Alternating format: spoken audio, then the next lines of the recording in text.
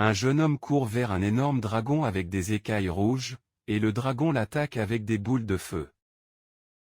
Les boules de feu volent rapidement vers le jeune homme. Soudain, le jeune homme se rend du sol et saute avec une épée à la main, allant directement au dragon. Mais ensuite, soudain, une lumière vive explose de la poitrine du dragon. Et le jeune homme est jeté comme l'observent les autres guerriers. Il a finalement réussi à tuer le monstre qui a défié tout le monde pendant 3 ans et le héros pendant 3 mois. Soudainement, des lunettes de réalité virtuelle tombent du jeune homme qui a vaincu le dragon. Il s'avère qu'il jouait un jeu vidéo sur l'ordinateur. Il tombe de sa chaise, frappant le clavier sur la table, et le clavier roule sur le côté, près du bureau où se trouve l'ordinateur. Son visage se tordant de douleur alors qu'il resserre sa poitrine. Le jeune homme se souvient que, dans le passé, il a mené une vie normale. Jusqu'à un jour, le médecin lui a dit que sa vie durerait plus de 3 ans. Parce qu'il avait une maladie dans son cœur qui a rendu ses chances de survie nulles. Le médecin a dit que dès le moment arrivé, le jeune homme mourrait. Après avoir écouté cette nouvelle, le jeune homme a abandonné son travail et s'est consacré à son hobby, un jeu vidéo appelé Broken Balance Online. Il a passé tellement de temps à jouer qu'il est bientôt devenu le meilleur joueur, même avec la maladie qui diminuait ses réflexes. Grâce aux connaissances qu'il a acquises dans le jeu, le jeune homme a finalement pu vaincre le boss que personne ne pouvait vaincre il y a 3 ans.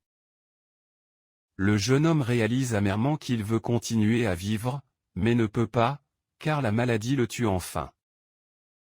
Il dit au revoir aux autres joueurs, merci pour tout et meurt. Il espère trouver le bonheur dans la prochaine vie. Le héros se réveille et est dans un lit dans une salle spacieuse et bien plate. Soudain, il se souvient de toute sa vie jusqu'à présent. Comme il était un très petit enfant, en grandissant, il a communiqué avec d'autres personnes, a passé les jours de sa vie. Le jeune homme est surpris de se souvenir de presque toute sa vie d'un autre monde à ce moment et de réaliser quelque chose de très important. Il se souvient qu'il voulait trouver le bonheur dans une autre vie et se rend compte qu'il a probablement été réincarné dans un autre monde, mais a maintenu tous ses souvenirs. Le jeune homme regarde de façon réfléchie à travers la fenêtre du bâtiment, il s'est réveillé.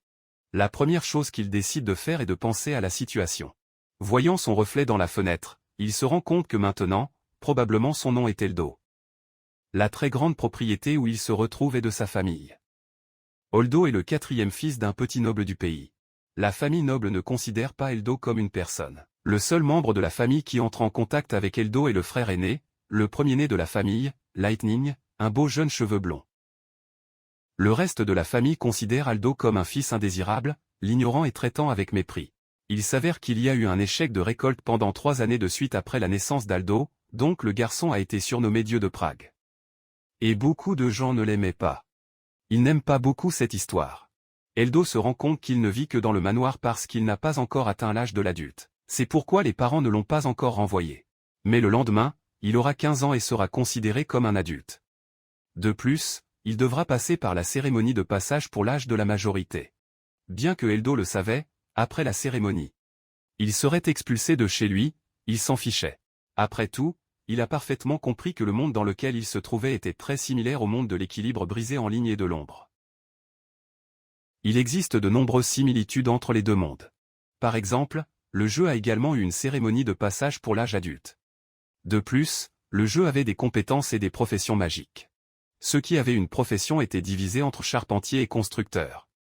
Mais certaines personnes ont commencé à les appeler des sorciers et swordsman, basés sur les noms des histoires fantastiques. Même les compétences utilisées par les sorciers et les épées étaient similaires à celles du jeu. Par exemple, les espadachins ont d'abord appris le coup scurifique et les sorciers ont appris la boule de feu. Les compétences du monde où Eldo trouve le travail de la même manière que dans le jeu qu'il a joué dans sa vie passée. Il a réalisé cela lorsque ses frères aînés se vantaient de leurs compétences. Eldo note que son travail actuel est débutant, quelque chose pour ceux qui n'ont pas encore de vrai travail. Eldo regarde par la fenêtre avec détermination et comprend qu'il doit agir. Parce que même les nouveaux arrivants ont des compétences. Il serre son poing avec confiance et dit la phrase, l'auto-alimentation, testant ce qui se passera. Une lumière vive apparaît dans sa main et Eldo n'est pas surpris. Il connaît un niveau auto-niveau que n'importe qui peut apprendre. Eldo conclut que, comme il a réussi à utiliser la compétence, le système dans le monde dans lequel il se trouve est le même que le jeu. Mais il a une différence géante entre le nouveau monde et le game world. Eldo se rend vite compte. la population du Nouveau Monde ne comprend pratiquement rien sur la magie ou les compétences. Par exemple, la capacité d'auto-alimentation d'Eldo n'est pas si forte et peut être utilisée par quiconque. Mais Eldo n'a trouvé personne qui a utilisé cette capacité. Il se souvient d'une fille qui a guéri la blessure au genou d'un garçon aux herbes. Il a été très surpris lorsqu'elle n'a pas utilisé la capacité de guérison ou la capacité de faire des médicaments végétaux. Eldo s'est rendu compte qu'il ne pouvait pas supporter beaucoup plus dans la maison d'un noble plus petit. Il avait reçu une bénédiction secrète. Il a décidé avec confiance qu'au lieu d'essayer de rester avec une partie des biens familiaux, il quitterait la maison et serait beaucoup plus fort. Rato entre dans la salle et dit qu'aujourd'hui est un jour important pour Eldo, la cérémonie de l'âge adulte. Il demande si Eldo est préparé. Eldo se retourne et regarde la souris. De façon inattendue, Eldo dit qu'il n'a pas l'intention de passer par la cérémonie, ce qui rend la souris assez surprise. Rato dit que Eldo n'a pas besoin de s'inquiéter des coûts de la cérémonie. Même si ni votre père ni les autres membres de la famille ne veulent dépenser de l'argent dessus. Mais Eldo répond qu'il ne s'agit pas du coût. Il dit qu'il ne veut tout simplement pas passer par la cérémonie. En fait, Eldo se rend compte qu'il existe deux façons d'obtenir une profession. La première consiste à passer par la cérémonie majoritaire, ce qui signifie payer un prêtre à son 10e-5e anniversaire. Cette méthode, comme Eldo le sait, il a un équivalent dans le jeu et a un grand inconvénient. L'inconvénient est que vous ne pouvez pas choisir la profession, puis vous ne pouvez jamais changer. Beaucoup finissent par choisir des professions de faible performance. Mais il y avait une deuxième forme dans le jeu. Vous pourriez obtenir une profession dans l'église de la capitale du royaume. Cette église est le meilleur du royaume. Et vous pouvez y obtenir une profession supérieure, contrairement à d'autres églises. Eldo ne veut pas passer par la cérémonie des adultes et prévoit de sortir du village avant qu'elle ne commence. Ra est indigné et dit que son père n'aimera pas le choix. Il demande si Eldo veut vraiment être un novice pour toute une vie. Eldo dit que la souris n'a pas besoin de s'inquiéter. Il a ses propres plans et demande à son frère aîné de parler à son père de l'annulation de la cérémonie. Il remarque que s'il devait se dire à son père, il n'entendrait pas. Eldo regarde son frère avec confiance alors que le rat le regarde avec doute. Rato finit par céder et dit qu'il racontera à père l'annulation de la cérémonie des adultes. Le lendemain matin, des cris sont entendus dans le manoir. Eldo, toujours endormi, ouvre les yeux et entend quelqu'un crier pour qu'il se réveille. Il s'avère que c'est son propre père qui est venu le réveiller. Le père était clairement de mauvaise humeur. Eldo se lève du lit tandis que son père crie avec colère pour qu'il se réveille. Il a toujours l'air somnolent, comme qui vient de se réveiller. Eldo se souvient que la dernière fois qu'il a parlé à son père, c'était il y a environ 3 ans. Il se rend compte qu'il a oublié le nom de son père. Il se souvient vaguement de quelque chose qui ressemble à de la glace. Les pensées d'Eldo sont brusquement interrompues lorsque son père lance un sac sur son visage. Mais quelque chose vous empêche. Le sac juste devant le visage du héros. Grâce à ses réflexes, Eldo parvient à arrêter son sac avec sa main. Son père crie, ennuyé, que le jeune homme tient sa parole. Il dit à Eldo de réaliser ce qu'il a promis et dit que lors de l'annulation de la cérémonie, le jeune homme a au moins aidé la famille d'une manière ou d'une autre. Le père regarde le visage sérieux d'Eldo avec un sourire malveillant et envoie son fils de la maison dès que possible. Eldo peut gérer la réprimande de son père avec dignité, lui disant au revoir, quitte enfin la propriété. Eldo regarde tristement ce qu'il a pour le voyage et se rend compte que personne ne dit au revoir. Tout ce qu'il a, c'est une épée pourrie et 10 000 giles, qui est la monnaie du Nouveau Monde. Un gile vaut un yen dans sa vie passée. Lorsque vous quittez la propriété, Eldo trouve un rat, qui demande s'il part vraiment. Eldo s'arrête et dit qu'il n'a plus rien à faire dans le manoir. Il dit qu'il veut aller dans une autre ville et devenir un aventurier. Sourit. Confus. Essayez d'allumer les nouveaux arrivants avec le vétérinaire, ce qui implique que cela est impossible. Eldo ne s'en soucie même pas. Il répond que même un débutant peut devenir un moteur de recherche s'il peut utiliser la bonne épée. Rato ne comprend pas pourquoi Eldo quitterait la propriété en tant que novice pour devenir un moteur de recherche alors qu'il aurait pu le faire en train de prendre une profession. Soudain, la souris donne un sac à son frère, contenant 100 000 giles. Il dit à Eldo de l'utiliser comme il veut et de trouver une source de revenus avant la fin de l'argent. Eldo regardera et se rend compte qu'il a un très bon frère. Eldo refuse l'argent, disant qu'il remercie et croit que ses économies sont suffisantes. Mouse accepte le refus de son frère et dit qu'il économisera de l'argent si Eldo a besoin. Eldo remercie son frère, mais dit qu'il n'en aura probablement pas besoin. Confiant, Eldo quitte la propriété comme le note le rat. Le jeune homme sait que de nombreuses aventures passionnantes et dangereuses l'attendent. Mais il est convaincu qu'il a fait le bon choix. Eldo marche à travers la forêt. Sur le chemin, Il décide qu'il doit aller dans une ville où il a une guilde et tire son cours sur l'une de ces villes. Étant donné que Adventurer Guild est une organisation nationale, elle peut vous aider à découvrir la meilleure façon d'obtenir du capital. C'est une grande chance pour Eldo. Eldo se rend compte que la seule arme qu'il a est une mauvaise épée. Il se rend compte qu'il vaut mieux ne pas trouver de démon pour l'instant. Eldo voit un loup assis près de lui dans la forêt. Il est tendu, pas prêt à se battre à ce moment-là. Avant que Eldo apprenne. Un loup enragé se dirige déjà vers lui. Ce loup est l'un des démons. La capacité de détecter les ennemis chez les débutants est minime. Alors, lorsque le débutant détecte un ennemi, l'ennemi le détecte immédiatement. Eldo regarde le loup et ne sait pas quoi faire maintenant. Wolf est un démon sous la forme d'un loup. Comme l'a dit Eldo, il est l'un des ennemis les plus faibles du jeu.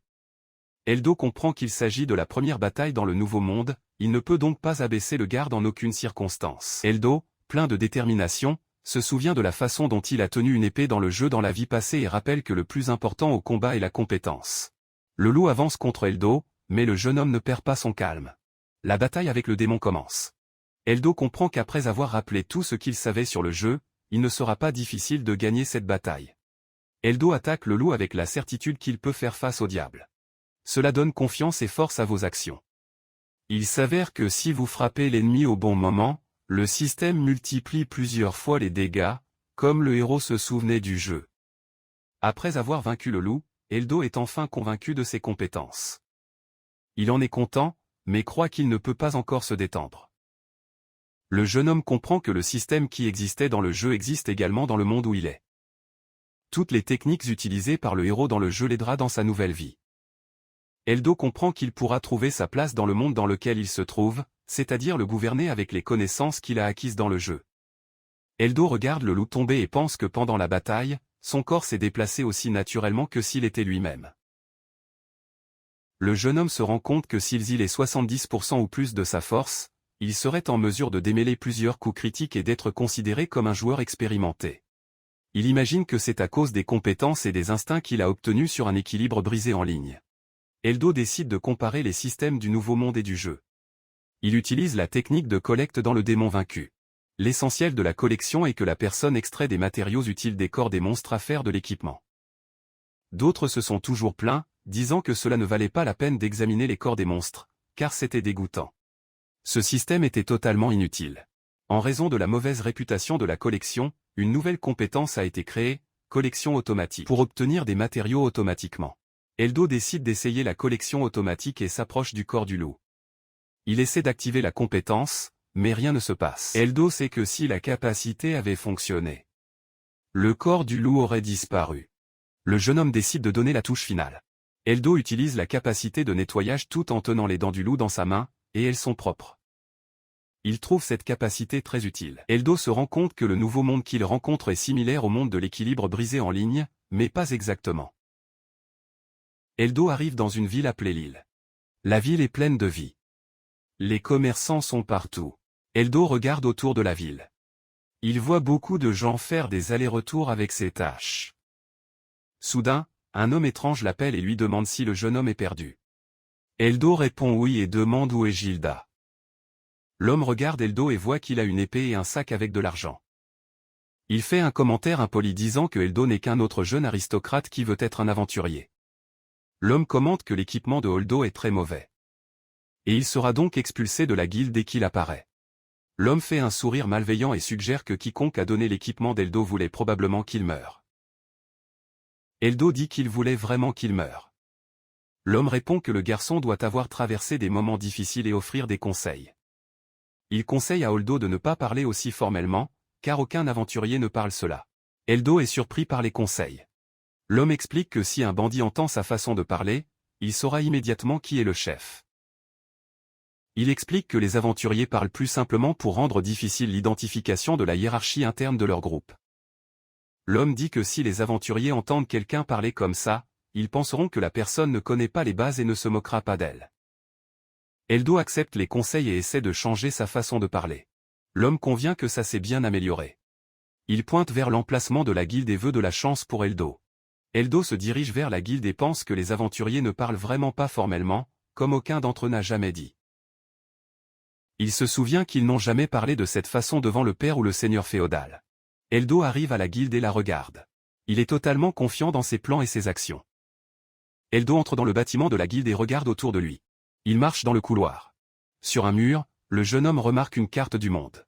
Il l'examine et se rend compte que la capitale est sur le continent voisin, de l'autre côté de la mer. Il comprend que voyager vers un autre continent est une aventure fatigante, mais pas loin. Votre objectif actuel est d'y aller. Eldo examine le conseil d'administration avec les demandes des membres de la guilde. En observant les demandes, Eldo déduit qu'ils sont divisés par les types de monstres qui doivent être tués. Et avec ces informations, il peut planifier son voyage. Il voit une demande de tuer un loup, classé comme C, et en est très surpris. Il s'avère que les demandes sont divisées en classification à F. La demande de tuer le loup est la troisième plus difficile. Eldo est surpris de voir qu'un monstre qui peut être vaincu avec un coup critique par un débutant a une classification aussi élevée. Le héros comprend que quelque chose ne va pas. Eldo dit qu'il a décidé de vérifier les demandes de rang F, le rang qu'une demande de tuer Wolf devrait avoir. Il voit les demandes de tuer des botteurs de lapins, des souris, des morsures et des sangliers. Ce qui est surprenant, c'est les demandes de V pour des monstres encore plus faibles et se rendre compte que vous ne les avez jamais vus dans le jeu en ligne Broken Balance. Il remarque que ces monstres sont très faibles. Il comprend qu'il ne connaît pas ces monstres. Le héros ne sait pas si le loup qu'il a tué a la même force que les autres monstres sur la plaque de mission. Alors qu'Edo envisage de vendre la proie du loup qu'il a tué à la guilde, une jolie fille blonde qu'il ne connaît pas s'approche de lui. Elle finit par se révéler en tant qu'administrateur de la guilde. Son nom est Teresa. Elle demande à Eldo s'il a quelque chose qu'il veut vendre. Eldo répond qu'il aimerait vendre la proie d'un monstre. Mais vous ne savez pas de quel genre de monstre c'est.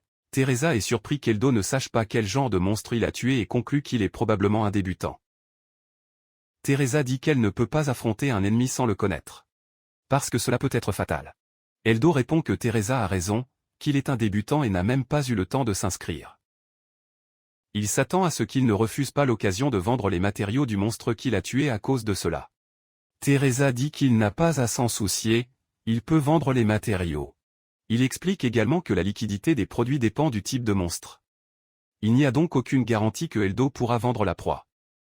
Eldo prend sa proie et se montre à Teresa, disant que c'est exactement ce qu'il veut vendre. Teresa, voyant le produit, est très surpris au début. Mais une seconde plus tard, la surprise est remplacée par l'indignation. Elle révèle Eldo pour avoir menti et lui demande s'il a acheté ses proies quelque part. Teresa dit que des personnes sans scrupules prennent ses proies dans d'autres magasins. La fille note que la vente de ses proies sans demande de guilde ne vous dira pas comment conquérir le Prolido et lui demande s'il le comprend. Eldo commence à penser au monstre qu'il a vaincu. Il se souvient que le monstre s'appelait un loup.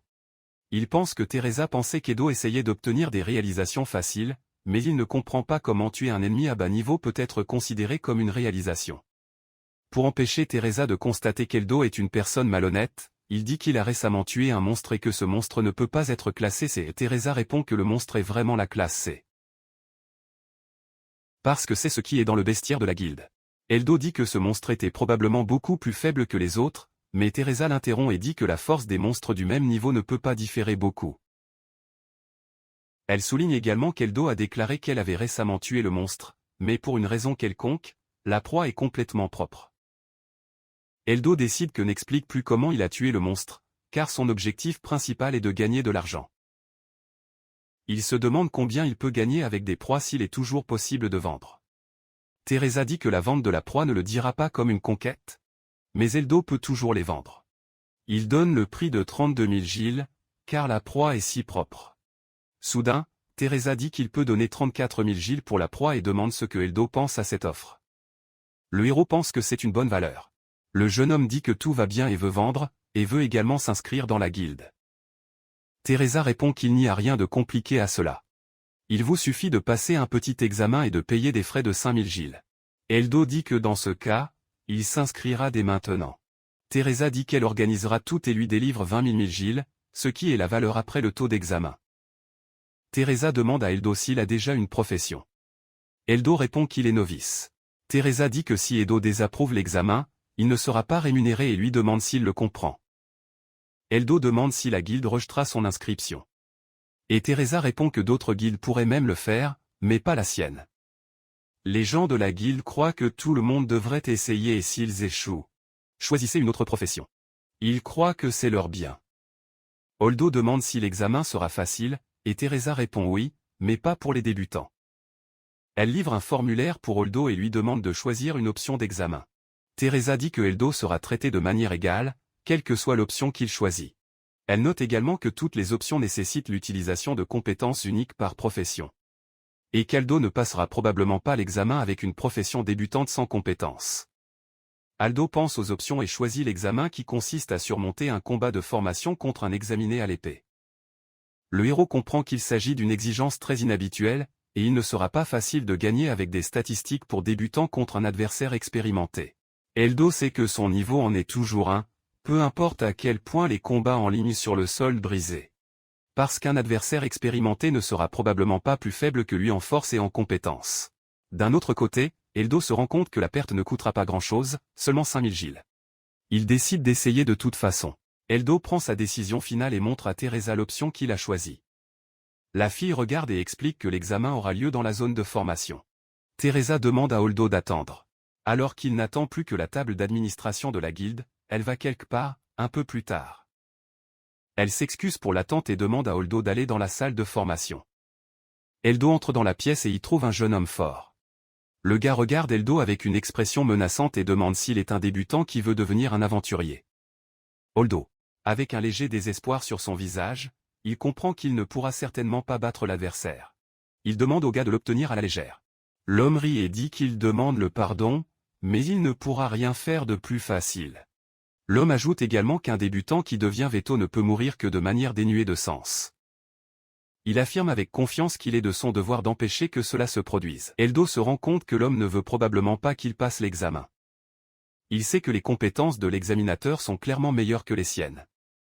Holdo sait que s'il traverse les épées, il ne durera pas une seconde et que l'homme le viendra facilement. Holdo décide de passer l'examen de toute façon et de se rendre avec le corps et l'âme. Il suffit de demander à l'examinateur de ne pas lui causer de graves dommages. L'examinateur dit qu'il n'a pas à s'inquiéter parce qu'il est un professionnel. L'homme dit qu'il va vaincre Holdo sans causer de blessures graves.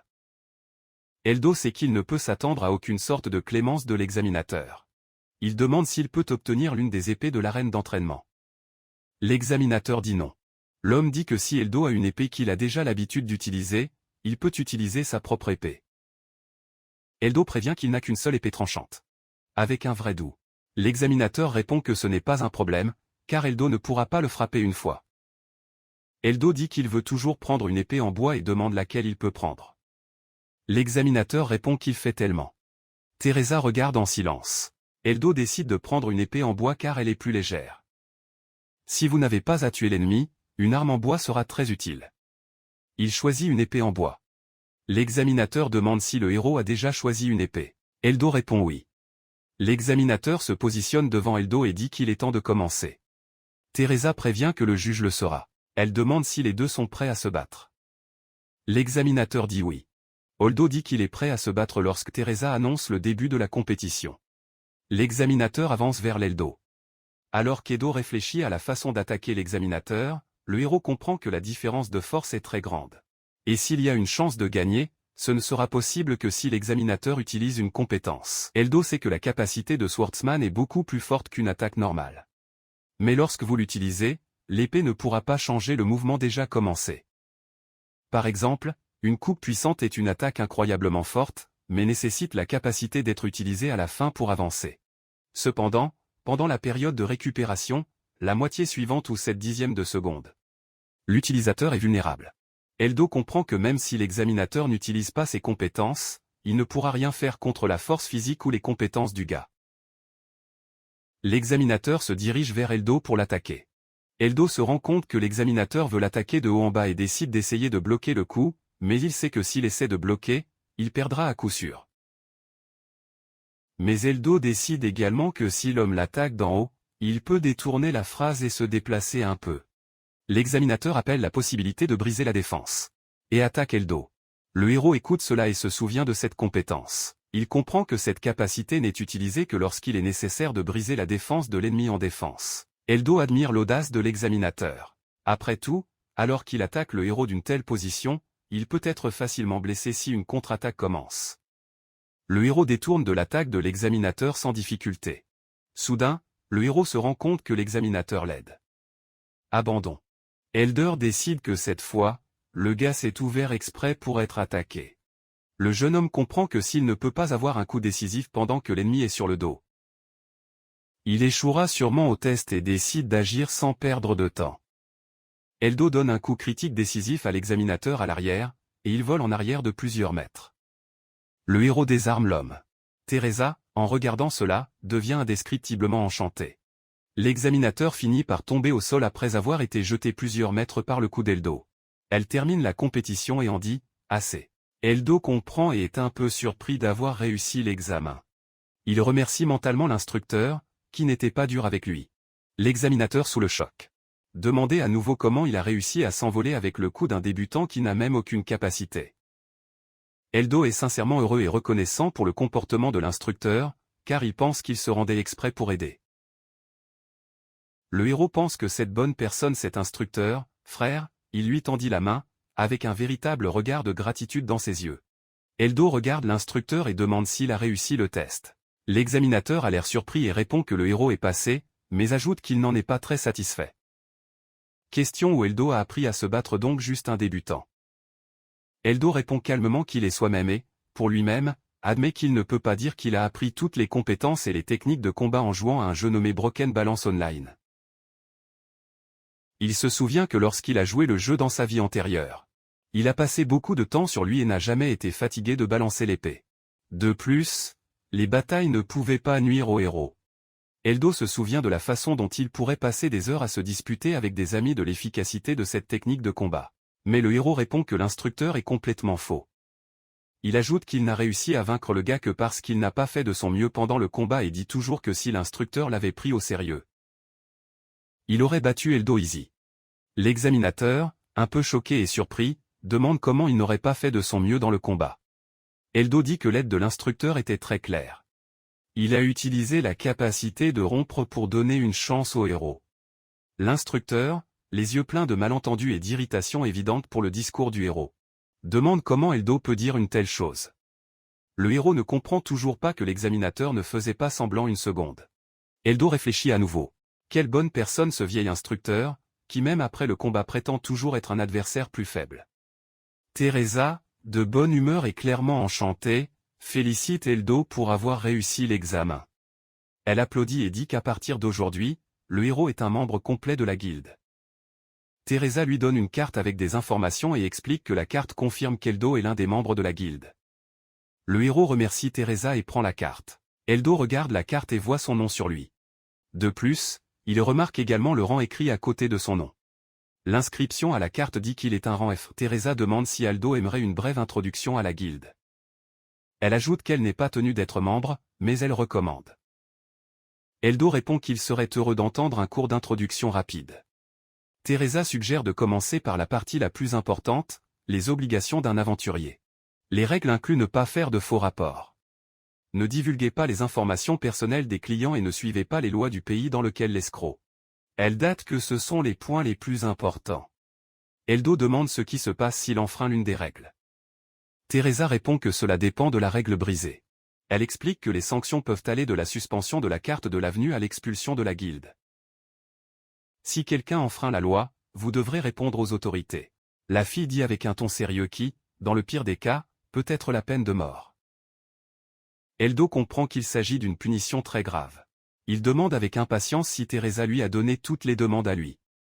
Le héros se demande s'il aura besoin, par exemple, de fournir une aide d'urgence si nécessaire. Il se souvient que, dans le jeu, il y avait des demandes d'urgence qui ne pouvaient pas être refusées. Il comprend que si cela existe dans ce monde, alors entrer dans une guilde peut être problématique. Teresa répond que la guilde n'exige pas que leurs membres acceptent les demandes, y compris l'urgence. Les seules exigences obligatoires sont les 3 qu'elle a mentionnées. Eldo dit qu'il a tout compris et demande à Teresa de continuer le briefing.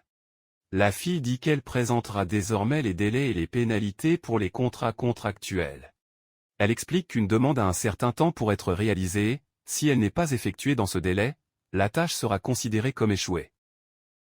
La pénalité est le montant qui doit être payé pour l'échec de la tâche. Teresa dit que les tâches urgentes ont une grande pénalité. Eldo demande ce qui se passe s'il peut répondre à la demande à temps mais ne peut pas signaler. Teresa répond que les délais pour se conformer à la demande sont pris en compte en tenant compte du temps requis pour le rapport, calculé en fonction de l'emplacement de la demande. Elle lui demande de ne pas oublier cela en aucune circonstance, sinon la tâche ne sera considérée comme non accomplie. La fille dit que le briefing est terminé et offre une copie du cours d'introduction à Eldo. Elle demande si le héros a des questions et, s'il l'a fait, peut demander. Eldo regarde attentivement le papier et voit que tout va bien. Le héros décide d'obtenir plus d'informations et demande si la guilde a un manuel de chaussures ou de clôture senior. Teresa répond qu'ils sont dans la bibliothèque et qu'elle apportera plus tard. Elle prévient qu'ils ne peuvent pas être retirés du bâtiment. Donc, si vous en avez besoin, le livre doit être acheté. Eldo demande à apporter le bestiaire et un manuel de combat en mêlée. Teresa écoute attentivement et clarifie le type de livre populaire dont le héros a besoin. Elle explique que si Eldo veut sortir à l'aventure, un livre intitulé Monsters de la périphérie de l'île serait le plus approprié. La fille donne le livre au héros, qui remercie. Il se rend compte que le livre est très mince et Teresa répond que les aventuriers ne sont pas très intéressés par les livres. Alors, peu qu'ils écrivent en grande quantité. Eldo décide de commencer par le bestiaire. Il regarde soigneusement les monstres du bestiaire et voit un lapin de coups de pied, un rat de morsure et un enfant de sable sur les pages. Il se rend compte que la section des monstres est pleine de créatures qu'il n'a jamais vues auparavant. Il se rend également compte qu'il ne connaît pas certains monstres de Rankidé. Soudainement, le héros remarque quelque chose sur les pages du livre. Il regardait les monstres du rang C, comme le Scorpio Wolf et la batte de vampire. Eldo demande s'il s'agit de monstres de bas niveau. Le héros est très surpris qu'ils aient un rang si élevé. Cela ressemble même à une blague.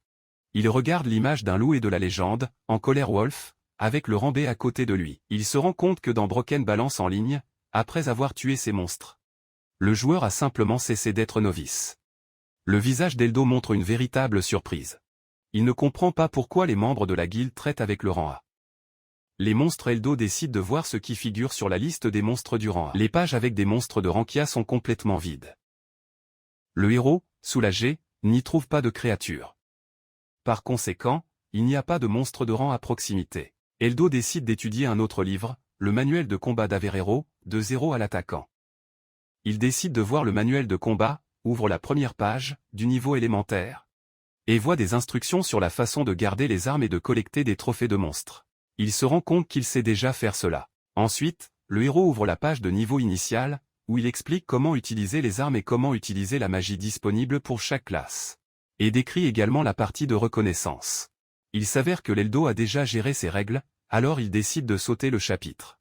Le niveau moyen du livre parle de l'époque des compétences en utilisant des donjons et de la position d'un ennemi seul. Eldo le connaît également depuis longtemps.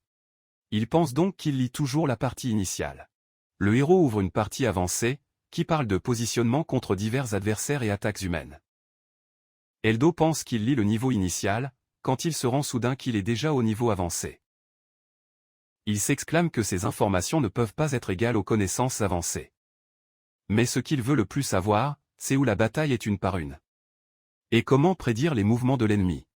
Soudain, Eldo voit des informations appelées Miraculous, qui dit que parfois, lorsque quelqu'un se bat, l'arme peut causer plusieurs dégâts. Un phénomène appelé Miraculous Blow. Il y a eu plusieurs tentatives pour recréer cela, mais aucun n'a réussi. Il s'avère que, selon une théorie, le plus fort aventurier, Gilles Tartare, n'avait que 20% de chance d'effectuer ses attaques. La neige est super surprise, pensant que le gars le plus fort du monde n'a que 20% de chance d'un coup critique. Le héros conclut que Gillard est le seul au monde qui n'est plus un novice. Le héros est choqué et ne croit pas que les gens dans le nouveau monde ne savent pas comment causer des dommages critiques. Il s'avère que pour faire un coup critique, détendez-vous simplement votre main lorsque le pistolet touche l'ennemi. Ainsi, il est possible de divulguer constamment des coups critiques. Eldo pense que si la personne ne sait pas comment fonctionne le mécanisme de coup d'état critique, alors 20% n'est pas un mauvais résultat. Mais si même les villageois ne connaissent pas ces choses simples, ils ne savent donc rien. Le héros décide que c'est simplement parce que le nouveau monde n'a pas une culture de transmettre des connaissances avancées à travers des livres. Eldo comprend pourquoi les aventuriers ne lisent pas les livres et décide qu'ils ne peuvent pas faire pleinement confiance à la chaussure. Teresa demande si le livre a aidé Eldo. Le héros décide de mentir, disant qu'il a aidé, au lieu de dire que le livre est très simple et inutile. Holdo dit à Teresa qu'il veut aller dans la capitale et lui demande comment faire. La fille est très surprise par la question. Holdo demande pourquoi, et Teresa répond que les sièges de ferry sont le plus souvent réservés aux membres de la guilde et du gouvernement. Il y a des sièges pour le reste des gens, étant les 3 millions de gilles les moins chers. Holdo demande s'il existe d'autres moyens de procéder, et Teresa dit oui. Par exemple, le héros peut être embauché par une grande entreprise commerciale, faire partie d'une grande famille noble avec des liens dans la capitale ou obtenir un travail de grande envergure dans une guilde. La fille pense qu'il est nécessaire de souligner qu'Holdo peut simplement nager là-bas, mais il refuse, disant qu'il vaut mieux rassembler 3 millions de gilles. Le héros pense que la ville côtière de Minota n'est pas si loin, mais, comme il ne connaît pas les monstres, décide de rester dans la ville de Lia pendant un certain temps. Pour apprendre à combattre d'autres monstres et à gagner de l'argent. Eldra dit qu'elle aimerait obtenir la mission et demande si la guilde a quelque chose pour les novices. Teresa montre la mission et demande si le héros rattrapera, et il répond qu'il le fera sûrement. Teresa vous donne un morceau de papier avec une mission d'exterminer les loups de rang et dit qu'il recommande cette mission spécifique. Holdo demande s'il peut obtenir une mission de rang provenant du rang F. La jeune fille dit que la mission n'a aucune exigence ou restriction claire, il n'y aura donc aucun problème avec cela. Holdo voit que le paiement de 4000 gilles pour cette mission est très bon pour ce classement. Il demande pourquoi une telle mission est si bien payée, et Teresa répond heureusement à la mission que la mission a une valeur aussi élevée car elle est difficile à effectuer. Cette mission est presque une mission de rendez. L'enthousiasme d'Holdo diminue et il refuse la mission. À la surprise de Teresa, il appelle une mission régulière de rang F. Le héros explique qu'il est pressé et ne veut pas prendre des missions bien au-dessus de son niveau. Teresa se souvient qu'Holdo a vaincu l'instructeur et, donc, tuer des monstres aberrants serait une perte de temps pour lui. Le héros répond qu'il n'a gagné que parce que l'instructeur ne s'est pas battu avec toutes ses forces et qu'il a réussi à démêler un coup miraculeux. Teresa interrompt Holdo et dit que l'instructeur ne pouvait tout simplement pas céder, car son travail est de renverser les novices. En écoutant le coup miraculeux, Teresa est très surpris. Holdo confirme ses mots sur le coup miraculeux et ajoute que sans cette technique, il n'aurait pas pu vaincre l'examinateur. La fille s'exclame que si le héros a utilisé le coup miraculeux, il n'est donc plus un novice, mais un expert. Holdo est surpris par ces mots. Il comprend que le coup peut être frappé par un accident, bien qu'il s'agisse d'une technique spéciale. Teresa trouve rapidement une autre tâche pour le héros et un décompte excité sur elle. La fille, souriant de joie, montre une mission de tuer un monstre durant et Holdo n'est pas très satisfait de ce changement de plan. Il pense que Teresa veut qu'il meure. Le héros décide de choisir sa propre mission et en parle à la fille. Holdo tire une mission de la table des commandes. Demander l'extermination des lapins boxés. Le paiement est de 1500 gilles pour chacun. Il pense que cette mission serait parfaite pour lui. Charlotte est enthousiasmée par l'idée et dit qu'elle est d'accord. Si Holdo veut cette mission, elle l'obtiendra pour lui. Le héros est toujours dans le bâtiment de la guilde. Teresa lui donne la feuille de mission et dit que la demande a été traitée. Elle explique qu'il n'a qu'à faire face aux lapins dans la seconde Island Forest. Donc Holdo est en sécurité. Soudain, Teresa regarde le héros réfléchi et dit qu'elle ne fait jamais de mal d'être prudent. Il doit donc être prêt à tout. Holdo est heureux que Teresa ait donné une mission normale. Il croit que la fille peut faire quelque chose quand elle veut. Le héros demande comment se rendre au bon endroit et Teresa explique la voie. Holdo quitte le bâtiment guilté, plein de détermination, remplira la mission. Sur le chemin du site de la mission, Holdo trouve un instructeur, qui le salue en l'appelant l'homme le plus fort. L'homme demande si Holdo remplira la mission. Le héros nie le fait qu'il est le plus fort et dit également qu'il a vraiment eu la mission d'exterminer les lapins boxés dans la deuxième forêt insulaire. L'instructeur est très surpris par la mission que le jeune homme a choisie. Holdo confirme ces mots et ajoute que l'administrateur a dit qu'il n'y avait pas d'autres monstres dans la forêt, donc c'est sûr, et elle a recommandé une mission de classement plus élevée pour Holdo, mais il ne l'a pas attrapé. Préférez un plus facile. L'examinateur prend une profonde inspiration et dit qu'il a tout compris. Il se retourne, veut de la chance pour Holdo, salue la main et part. Le héros dit au revoir et dit qu'il essaiera. Cela fait un pas de plus vers votre objectif. Holdo pense que pour les novices, les lapins sont des ennemis dangereux qui ne devraient jamais être sous-estimés.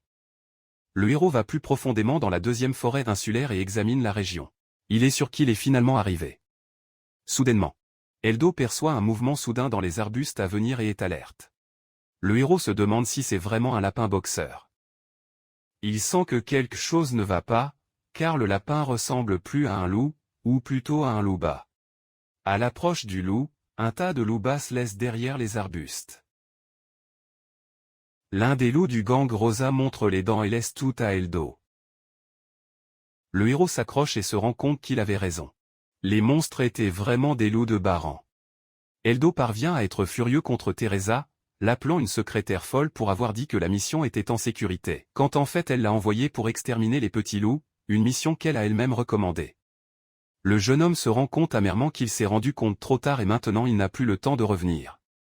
Le héros décide d'utiliser une tactique spéciale pendant que le loup le poursuit. Tout d'abord, il fait semblant d'être prêt pour toute attaque. Soudain, il détournera les griffes pointues du monstre. Le loup ne s'attend clairement pas à une telle réaction, donc la cible manque. Eldo fait un coup droit avec son épée sur le dos du monstre, la coupant en deux avec un son désagréable. D'autres loups, voyant ce qui se sont passés, décident également d'attaquer le héros. L'un d'eux, avec un rugissement, le passe. Le jeune homme peut réagir. Avec un grand cri de deux, il tue le monstre. Eldo gagne confiance en lui-même et en ses actions. Il se souvient de la règle universelle. Lors de la lutte contre un groupe d'adversaires, il est nécessaire de diviser une grande bataille en plusieurs batailles individuelles. Il se rend compte que les loups sont hors de formation, ils doivent donc se réorganiser. Le héros commence à attaquer les loups de pack avec fureur et vitesse. Il arrive au dernier monstre et se débarrasse de lui avec une autre attaque qualifiée. Soudain, Eldo sent quelque chose d'étrange. Il a l'air et est heureux de réaliser que son corps semble être plus léger. Il conclut que cette sensation peut être le résultat d'une augmentation de niveau. Le héros s'admet qu'il ne sait pas s'il y a un système de niveau dans ce nouveau monde et décide de le tester. Il prend une pierre et utilise la capacité de lancer de la pierre, de la faire tourner et de la lancer de toute sa force sur un arbre à proximité. La pierre inflige un énorme dommage à la plante, laissant un trou profond et irrégulier. Eldo se rend compte que s'il peut maintenant utiliser les compétences d'un débutant de niveau secondaire, alors il a vraiment évolué. Satisfait de vos progrès, le héros décide de retourner dans la ville. Il pense que, en une seule journée, non seulement enregistré à Guilt, mais aussi Rose Level, ce qui est un bon résultat. En outre, Eldo se rend compte qu'il mourrait d'envie de retourner à Guild et de dire à Teresa tout ce qu'il pense d'elle. Eldo revient au bâtiment de la guilde. Apporter les cadavres de loups avec lui. Il montre les loups à Teresa avec une expression insatisfaite et se demande s'ils ressemblent à des lapins. Teresa fait un visage de surprise et dit qu'il n'est pas possible qu'il y ait des loups inférieurs dans la forêt des botteurs de lapins. Eldo demande ce que la fille signifie avec cette forêt, disant que c'est la première fois qu'il entend parler. Teresa est surprise par cette déclaration. Elle dit qu'elle a définitivement guidé le héros vers la forêt des botteurs de lapins. Elle explique que si Aldo faisait face aux loups inférieurs, il s'est probablement trompé dans la deuxième forêt insulaire. Le héros comprend clairement que Teresa a décidé de faire un désaccord. Il décide de ne pas discuter avec la fille et dit qu'il s'est vraiment perdu dans la deuxième forêt insulaire. Au lieu de cela, il décide de tromper Teresa et le dit, comme il ne pouvait pas terminer la mission. Devrait être annulé. La fille a l'air coupable et commence à essayer de se justifier émotionnellement. Elle s'appelle Clumsy, dit qu'elle a donné à ELD la mission de tuer les lobes inférieurs par accident et lui demande s'il a réussi à le faire. Le héros, en colère dans ses yeux, répond qu'il a détruit les 6 monstres et est très ennuyé par Teresa à cause de cela. La fille, heureuse, explique que le prix pour tuer un tel monstre est de 20 000 gilles, donc le paiement des 6 serait de 120 000 gilles. Eldo, voyant l'argent, est satisfait. Teresa ajoute que le garçon ne recevrait que 9 000 gilles s'il tuait ses lapins. Puis Eldo finit par pardonner à la fille. Teresa est soulagée que Eldo ne soit plus en colère contre elle. Eldo décide que la fille est une personne merveilleuse. Depuis qu'elle lui a spécifiquement donné une mission aussi rentable pour l'aider, et il lui est très reconnaissant. Plein d'enthousiasme, Eldo demande si le lendemain, il y aura également une mission pour tuer les loups. Teresa, inspirée, répond bien sûr. Le lendemain, Eldo entre dans le magasin d'armes. Il est reçu par un homme fort et sérieux qui demande ce que le héros recherche. Eldo répond simplement qu'il cherche une épée commune pour lui. Il pense avec lui qu'une bonne arme est essentielle pour terminer une mission réussie. Il sait qu'il a besoin d'une lame forte qui peut compenser ses défauts à l'avenir. Eldo examine toutes les lames et se rend compte qu'aucun d'entre eux n'est assez bon. Il demande au préposé s'il y a d'autres meilleures lames disponibles. L'homme dit qu'il y a une épée chère mais bonne. Eldo lui demande s'il peut l'essayer et le préposé est d'accord. Le héros prend l'épée dans ses mains et se rend compte qu'il l'aimait. Le jeune homme décide de prendre cette épée en particulier, satisfait de son achat. Eldo est heureux qu'il n'ait pas à se soucier de la rupture de l'épée pendant la bataille. Il se rend à la guilde avec la compréhension claire qu'il n'a plus d'argent et doit faire un peu plus. En entrant, il va directement à Teresa et demande s'il y a des missions dans la guilde aujourd'hui pour tuer les loups inférieurs. La fille répond heureuse que oui, et qu'il reste encore 30 loups pour tuer à la limite des décès. Avec une expression vraiment surprise, Eldo demande quelle est cette limite de décès. Teresa explique que la limite de mort est le nombre de monstres morts qui seront payés. Elle ajoute que vous pouvez en tuer autant que vous le souhaitez, mais ne recevra pas de paiement pour tout. Eldo conclut qu'il ne vaut pas la peine de tuer plus de monstres que nécessaire. Il dit qu'il veut attraper non seulement la mission de tuer les loups, mais aussi un autre. Teresa est très surpris par cela et se souvient qu'il y a encore 30 monstres à tuer. Eldo dit calmement que cette mission ne prendra pas plus de 2 heures. Il ajoute qu'il ne veut pas retourner à Guild plusieurs fois. Parce que c'est inutile, il faudra donc une autre mission immédiatement. La fille est vraiment surprise par la déclaration d'Eldo selon laquelle tuer 30 wolves ne prendra que 2 heures. Le héros pense que s'il a besoin d'une mission qui doit être accomplie régulièrement, peut-être que sa force est au niveau E. Il prend un morceau de papier avec la mission de tuer 546 rats de lance pour 4000 gilles chacun. Eldo est heureux de réaliser que cette mission est parfaite pour lui et raconte à Teresa. La fille répond que Killing Bidra est une mission parfaite pour Eldo et, de bonne humeur, l'envoie à la mission.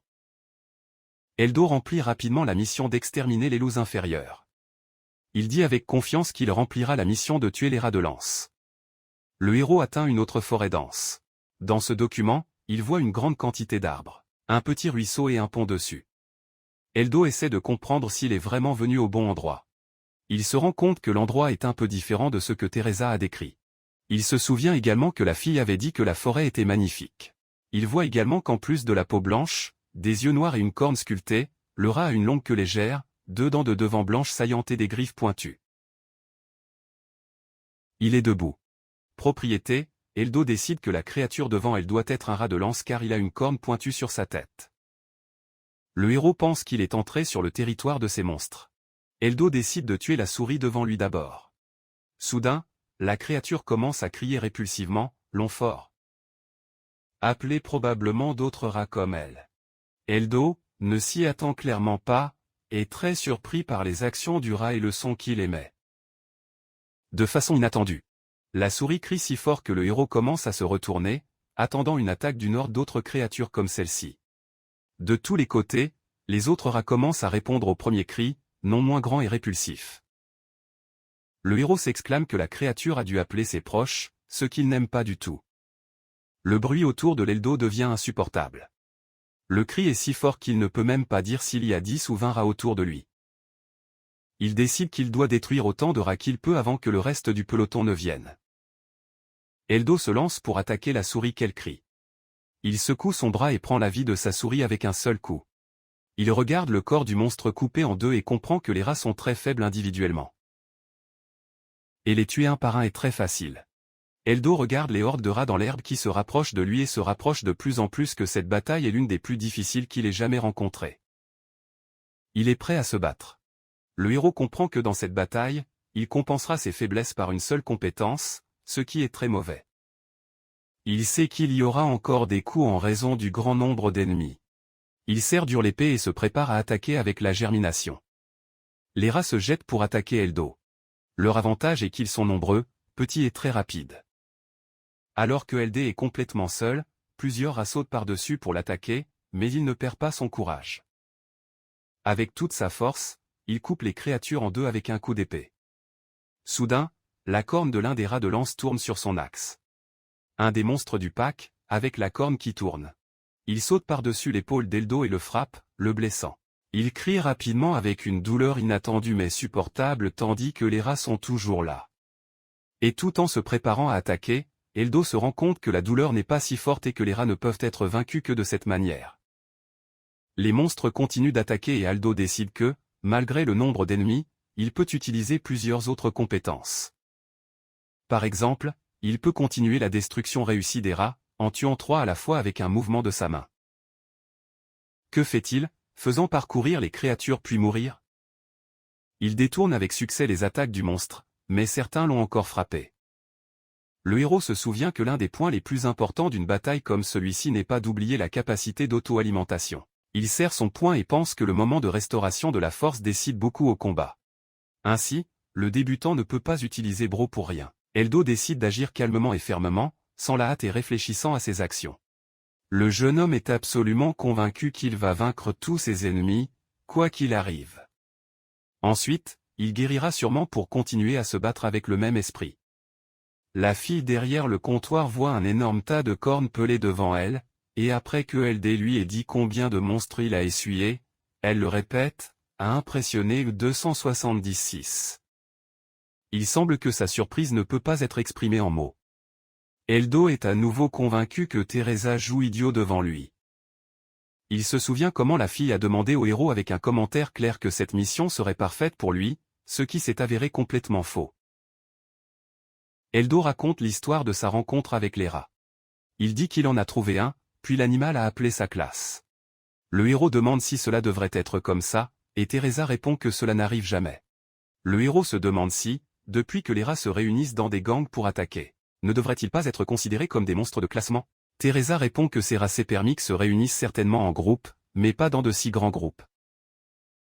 Soudain, Teresa a une clarté sur ce qui est arrivé à Oldo. Elle dit que ces cornes n'appartiennent pas aux rats si elle a permis, mais des rats de combat si elle est autorisée. Eldo demande s'il est un monstre différent. Et la fille répond rapidement que les rats normaux proviennent du rang, tandis que les rats de combat proviennent du rang C. Le héros se demande s'il a échoué à la mission. Teresa. À son tour, il dit que c'est la dernière chose dont il devrait s'inquiéter. Elle ajoute que faire face à une armée de tels monstres seuls est pratiquement une condamnation à mort et lui demande s'il le savait. Eldo répond que maintenant qu'il a traité avec les rats, cela ne vaut pas la peine de s'en soucier et vous demande si Teresa peut changer votre mission. La fille déclare avec confiance que la mission ne peut en aucun cas être modifiée. En entendant cela, Eldo est un peu découragé, surpris et même bouleversé. Teresa s'est précipitée de dire qu'il n'est pas nécessaire d'être triste à ce sujet, prématurément, car les cornes de rats de guerre peuvent être vendues par un bon argent. Le héros demande à quel point il peut vendre les cornes, et Teresa, heureuse, dit qu'un article coûte 20 000 gilles, car les monstres proviennent du rang C. Eldo, excité, dit qu'il veut tout vendre et que Teresa court pour y aider. Elle livre au sac Eldo avec une énorme somme d'argent à l'intérieur. Le héros regarde les pièces qu'il a gagnées, admiré. Après cela, il sort une pièce de monnaie de son sac et examine attentivement. Le jeune homme voit que les pièces sont du platine et se souvient ensuite que l'une de ces pièces vaut 1 million d'or. Teresa dit qu'elle n'a pas payé les pièces de monnaie en platine depuis longtemps. La fille avertit également Eldo de ne pas se promener dans la ville avec les pièces de monnaie en platine exposées, parce qu'il peut attirer des voleurs. Eldo est vraiment surpris qu'il y ait des voleurs dans la ville, comme je n'en avais jamais trouvé auparavant. Mais il ajoute que si Eldo est attaqué, il doit être prêt à résister aux voleurs. La fille demande si le héros se rend dans la capitale, car il a déjà réalisé suffisamment d'argent pour le voyage. Eldo dit qu'elle a bien compris et veut sortir dès que possible. Teresa avoue qu'elle est triste parce que le héros ne restera plus sur l'île. Elle dit que la ville n'a pas vu un aventurier aussi fort qu'Eldo pendant longtemps. Le jeune homme répond avec confiance qu'il reviendra sûrement s'il le veut. La fille demande pourquoi le héros se rend dans la capitale, et Eldo répond brièvement qu'il y a des affaires qui l'aideront à grandir en tant qu'aventurier. Eldo se tourne pour partir et dit au revoir à Teresa. Il fait quelques pas. Lorsque la fille l'appelle, saute de l'endroit derrière le comptoir et court vers lui. Teresa dit qu'elle a quelque chose à dire et à s'incliner profondément, s'excusant d'avoir menti sur les lapins boxés. Eldo la regarde et essaie activement de se souvenir de quelque chose, à la surprise de Teresa. Il dit qu'il n'a rien de terrible et a oublié il y a longtemps. Le héros ajoute donc qu'elle ne devrait pas faire cela à d'autres personnes. Eldo sourit et dit que les autres aventuriers peuvent être très en colère contre Teresa pour avoir répandu la désinformation. Teresa sourit joyeusement avec gratitude au héros, disant qu'il comprenait tout. Oldo dit au revoir en toute confiance de Teresa, de l'instructeur et de la ville de l'île. Il quitte la ville et va maintenant à la ville portuaire. Eldo arrive dans la ville portuaire de Minotam, où la vie bat son plein. De nombreux commerçants essaient de vendre leurs produits pour le prix le plus élevé possible. Les résidents, qui sont déjà habitués à cette vie agitée, et de nombreuses autres personnes occupées par leurs propres tâches. Il s'approche de l'un des gardes dans les rues de Minitam et demande où il peut acheter un billet de fer pour atteindre la capitale. Le garde répond qu'un tel billet peut être facilement acheté à la maison Maxia Commerce. Mais c'est cher. Holdo dit qu'il a entendu que le billet coûtera environ 2 millions de Giles. Le garde confirme que c'est correct. Et c'est le prix. Le héros remercie l'homme et dit qu'il prendra le billet pour le ferry. Il arrive enfin au Maxia Trade House et voit que le bâtiment est énorme. Holdo voit une billetterie où ils vendent les billets au ferry à la capitale et approche. Un homme âgé avec des lunettes est assis au box-office. Le héros dit qu'il aimerait obtenir le fer. L'homme demande si le héros a une lettre de recommandation et il répond non. Le vendeur dit que, dans ce cas, le prix sera normal, 2 millions de Giles. Il demande si Holdo a ce montant. Le héros prend 3 pièces de monnaie en platine, livre au vendeur et demande si cela suffit. À quel homme répond qu'il est plus que suffisant. L'homme demande si Holdo est un célèbre aventurier. Et le héros répond qu'il n'est qu'un aventurier inconnu. Le caissier demande où le jeune homme aimerait aller et Holdo répond qu'il veut aller dans la capitale. Le caissier dit que le prochain navire sort en 30 minutes et demande si Holdo est satisfait de cette option. Le héros répond oui. Le héros voit un grand voilier luxueux arriver au port de Minata. Holdo monte sur le navire et l'observe de la plateforme. Il pense au moment où il prend le voilier pour atteindre la capitale. C'est-à-dire 3 heures. Soudain, un signal élevé résonne dans tout le navire.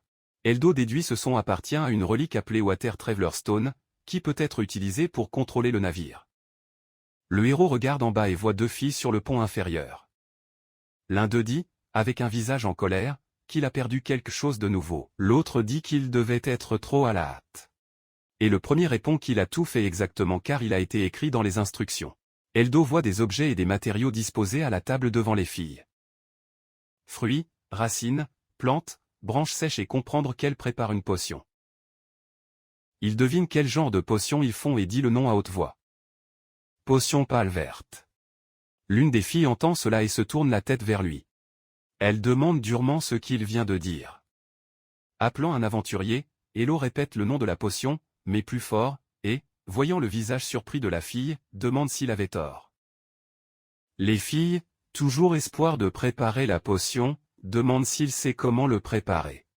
La fille de robe blanche demande si Holdo sait comment faire la potion, et il répond qu'il a mémorisé la recette et peut facilement les aider à préparer ce dont ils ont besoin. La fille est vraiment surprise, mais en même temps heureuse. Elle demande à Holdo de les aider à préparer la potion et dit qu'elle est prête à payer tout prix que le jeune homme demande de l'aide. Le héros pense qu'elle aurait dû mieux choisir ses mots. Et il demande un prix de 10 millions de Giles. La fille qui a demandé était avec son visage par surprise et lui a demandé si tout était limité à cette valeur. Ce qui ne semblait apparemment pas être rien de trop pour elle. Holdo est très surpris, car un prix si bas lui semblait petit et il n'imagine même pas combien d'argent est réellement étranger. Il répond que 10 millions de Giles suffisent. Le héros ne prend que 10 minutes à préparer la potion et raconte aux filles terminées. Le visage de la fille qui a demandé au héros soit de l'aide éteint pur bonheur et satisfaction. Elle dit que tout excitée qu'elle est finalement la potion. Une autre fille, ce qui est en fait la femme de chambre du premier, s'approche et parle tous heureux, Mademoiselle Mina. Holdo est heureux d'avoir réussi à préparer la potion en douceur, mais il est également curieux de savoir qui est la fille qui a demandé ceci et qui elle est. Le héros perçoit une erreur. Dans la recette de la mine, une seule feuille de l'arbre sacré manquait, ce qui est un élément de classe supérieure. La mine regarde Holdo au lapis et dit qu'elle ne sait pas remercier. Elle livre l'argent pour son aide. Comme promis, 10 millions de Giles. Le héros raconte l'argent et se rend compte que quelque chose ne va pas.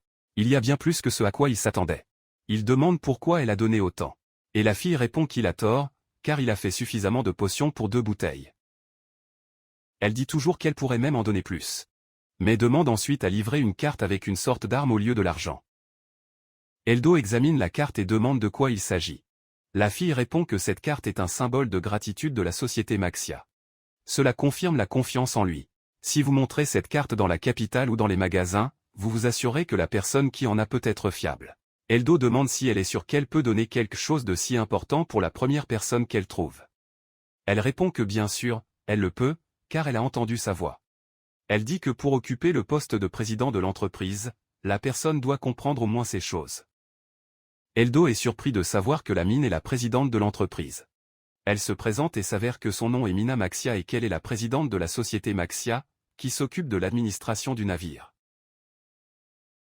Le héros est choqué, mais d'un autre côté, il comprend qu'il vient de faire beaucoup. Eldo dit qu'il n'a jamais imaginé qu'il recevrait la reconnaissance du président de l'entreprise et qu'il en est très reconnaissant. La mine répond que qui doit remercier est-elle. Parce qu'il a aidé à obtenir la potion dont elle avait besoin. La mine demande le nom du héros. Et il répond. La fille veut un bon voyage à Oldo et dit qu'elle attendra la prochaine réunion. Le héros dit au revoir aussi.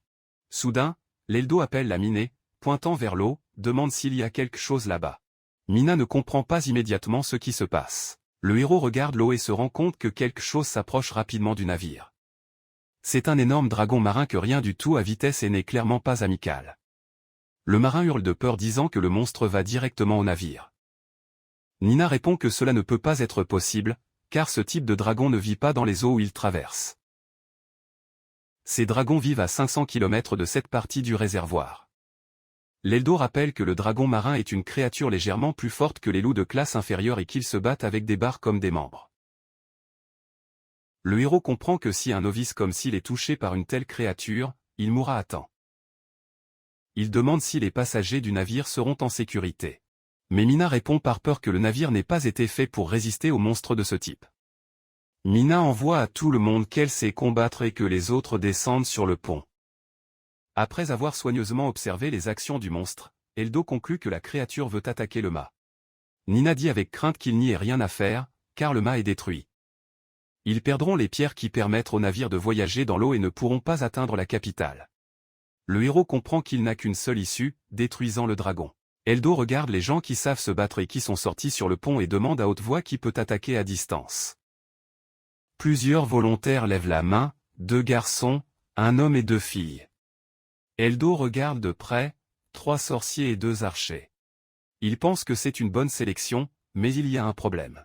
Il demande qui est capable de protéger le conducteur. Amina interrompt l'Eldo et dit que personne n'est préparé, car le navire est attaqué par un monstre Ranka. Elle dit également que personne n'a jamais vaincu une telle créature. Oldo se rend compte qu'il n'a pas le choix. Il laisse échapper un lourd soupir et dit en toute confiance qu'il le fera. Le héros saute soudainement sur la grille du pont et regarde le dragon qui s'approche de la mer. Soudain, il se tourne vers la foule et crie pour commencer à attaquer. Les gens qui se sont portés volontaires commencent à tirer sur le dragon, certains avec de la magie, certains avec des flèches. Le monstre, après avoir pris ses coups, disposé plus profondément dans l'eau. La foule pense que la bataille est terminée, mais le monstre a refait surface et va toujours rapidement vers le navire. Les gens du navire crient de peur et sont surpris que l'attaque ne fonctionne pas et n'a pas aidé à arrêter le monstre. Eldo voit plusieurs blessures dans le corps du dragon, mais il semble que cela ne perturbe pas du tout le monstre pour continuer à bouger. Le héros parle avec confiance qu'ils ont tort et que l'attaque a été plutôt réussie. L'important est de continuer à attaquer. La foule l'écoute et suit l'attaque. Eldo se rend compte que s'ils continuent comme ça, ils attireront le dragon vers le navire. Pas de problème avec cela. Lorsque le monstre s'approche enfin du navire, il trempe soudainement l'eau, secoue la queue et disparaît sous l'eau. Le dragon émerge sous l'eau, juste en face du héros, et il sait que c'est sa chance de tuer le monstre. Les actions de dragon sont difficiles à prévoir, mais Eldo peut le gérer. Le dragon apparaît juste devant lui, et bien que le reste de l'équipage et les passagers soient terrifiés par l'apparence du monstre, Eldo sait déjà quoi faire. Un membre du dragon quitte l'eau et il semble attaquer le mât. Eldo tire son épée de sa gaine et se prépare à riposter avec confiance. Le jeune homme s'attend à ce que le moment de l'attaque du dragon coïncide avec son coup fatal. Sans perdre du temps, il se pousse de la grille, vole vers le membre du dragon et donne un coup critique. Le dragon, en recevant le coup, laisse échapper un rugissement furieux, tandis que le visage d'Eldo est déformé de peur. Le jeune homme repousse l'épée de lui avec elle un membre du monstre, le faisant devoir baisser dans l'eau. Les invités du navire, ainsi que l'équipage entier, sont sous le choc de voir l'action d'Eldo. Le jeune homme se rend compte qu'avec cette technique de combat, même un novice peut supporter les coups du monstre. Les gens du navire sont toujours surpris par qui est cet aventurier et comment il a réussi à repousser l'attaque du dragon marin avec une épée. Et tout le monde est très curieux de savoir qui il est vraiment.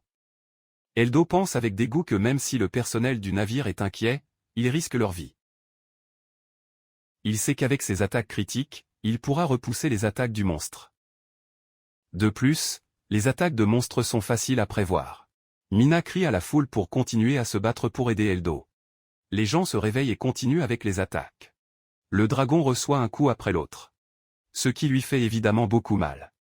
Il devient encore plus furieux et prend les deux membres tranchants sous l'eau pour donner des coups plus forts. D'après l'expression sur le visage d'Eldo, vous pouvez voir qu'il s'attendait déjà à ce mouvement et n'a peur de rien. Le héros bloque l'un des membres, quand soudain quelque chose de très intérieur se produit.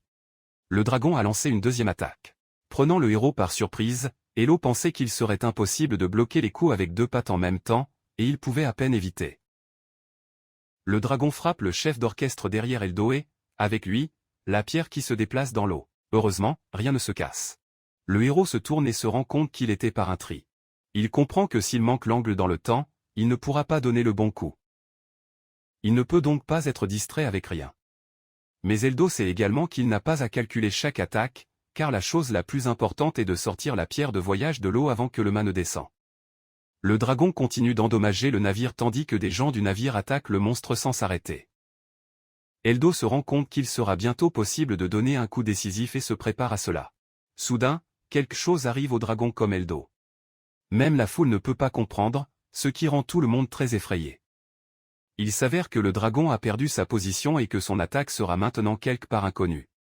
Mina et sa femme de chambre, qui était à ses côtés, commencent à crier de peur en regardant le monstre.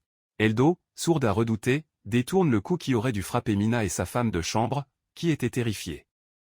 La fille était préparée au pire quand soudain le héros l'a sauvée. Elle, pleine de gratitude, dit qu'il l'a sauvée, et Eldo répond que c'est son obligation. Le héros regarde le dragon et, avec un sourire, répond fort et sonne que la bataille est presque à la fin, donc le monstre doit être vaincu. La foule sur le navire vibre et est d'accord avec lui, continuant à attaquer le monstre.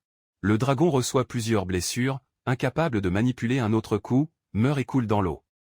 L'un des membres de l'équipage du navire crie avec enthousiasme que les gens ont fait impossible et vaincu le dragon. L'homme court pour remercier les Warriors, tout aussi surpris. Il se tourne également pour remercier le mystérieux et énigmatique Swordsman, mais il n'est plus là, ce qui le surprend encore plus. L'homme continue de paraître et ne comprend pas où Eldo a disparu. Le héros, en attendant, se cache près de l'une des portes du navire. Espérant ne pas être trouvé. Il s'excuse d'avoir dérangé et dit qu'il préfère ne pas attirer beaucoup d'attention, en particulier sur un navire plein de nobles Gilda. Mina, qui était là, écoute cela et demande si elle est l'un de ces nobles. Eldo, fatigué, répond oui. Il dit également qu'il a des questions dans la capitale et, par conséquent, le jeune homme ne veut pas trop se démarquer. Nina dit qu'il le comprend, mais lui demande aussi d'entendre ses paroles. La fille, un peu surprise, dit à Eldo que ce jour-là, le héros, étant sur le navire, a sauvé de nombreuses vies. Y compris le sien. Soudain, son visage illumine avec un sourire et sa voix reçoit un ton sérieux. La fille dit qu'elle jure sous son nom et rendra sûrement Eldo en fonction de ce qu'il mérite. Le héros sourit en retour et dit qu'il l'attendra. De la banque, quelqu'un regarde un voilier qui vient de survivre à une bataille avec un dragon de mer. L'un des observateurs, en vêtements noirs, dit qu'il ne peut pas croire que le monstre a été vaincu. Un autre, vêtu de la même manière, répond que cette défaite n'a pas d'importance. Il ajoute que cette bataille n'était qu'un petit obstacle à la Jardim of Deper Society. Eldo est de retour sur le pont, regardant une autre partie du navire. Il entend une annonce que le navire atteindra bientôt la capitale et que tout le monde doit se préparer à débarquer. Eldo regarde la ville luxueuse et grande et visible à distance. Le héros pense qu'il deviendra bientôt un sage. Le héros atteint presque la capitale du navire. Il observe la ville à la recherche de la cathédrale. Enfin, Eldo réalise une grande vieille cathédrale au bord de l'une des falaises où la capitale est construite. Le héros regarde la cathédrale sur la falaise et ne peut pas croire que ce qu'il cherchait tant, en fait, des ruines. Observez mieux la cathédrale. Eldo se rend compte qu'au-dessus de la porte, sur le mur, un portrait de Gus, le dieu des classes, est effectué. Eldo conclut que, malgré le trouble du temple, le principal